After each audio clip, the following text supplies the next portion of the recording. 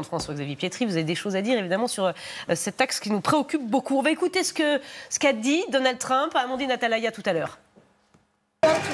Pourquoi voulez-vous taxer le vin français et pas les champagnes de M. Arnault? Je ne le taxe pas parce qu'il est venu aux États-Unis.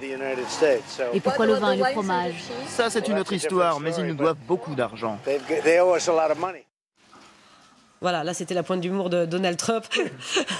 Mais il y a eu beaucoup d'humour, notamment sur le chômage. On l'entendra à 7h30. Bon, François-Xavier Pietri, il assume, par ailleurs, Donald Trump, totalement la taxe, c'est ce qu'il a dit à Amandine Atalaya, plus 20% en moyenne.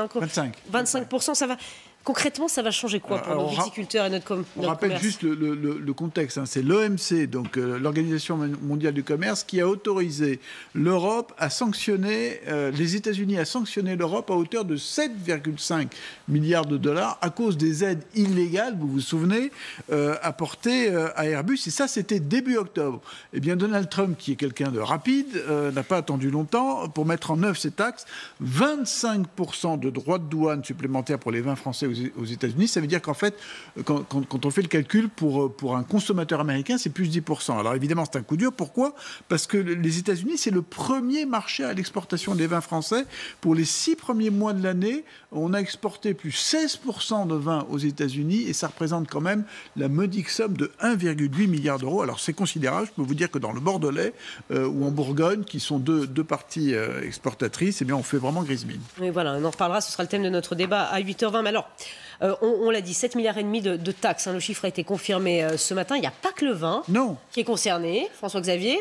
Quoi d'autre? En France, les vins sont en première ligne, mais on va aussi avoir les fromages, à l'exception du Roquefort d'ailleurs. En Europe, vous allez avoir aussi les avions, 150 produits au total. Ça va des saucisses aux anoraks, en passant par le beurre, le lait, les olives, c'est un vrai linéaire d'hypermarché. On a même des tournevis allemands qui vont être taxés, vous voyez. Bon. Est-ce qu'on a les moyens de riposter? Est-ce qu'on peut faire quelque chose? Alors nous, la France, pas grand-chose. En fait, c'est l'Europe qui peut riposter. C'est ce que dit d'ailleurs Bruno Le Maire, qui s'est exprimé sur le sujet là-dessus. Ces décisions auront des conséquences négatives aussi bien du point de vue économique que politique, et l'Union européenne est prête à riposter. Jusqu'à présent, les Européens étaient plutôt dans l'idée de négocier. Là, on se dirige quand même vers un bras de fer. Alors, qu'est-ce qu'on peut faire? Eh bien, on peut taxer le tabac américain, les Jims, le Bourbon, les Harley Davidson. Enfin, voilà. Donc, la riposte, on l'attend, mais on est un peu plus lent que les Américains. Voilà, donc 7,5 milliards. On vous rappelle la somme.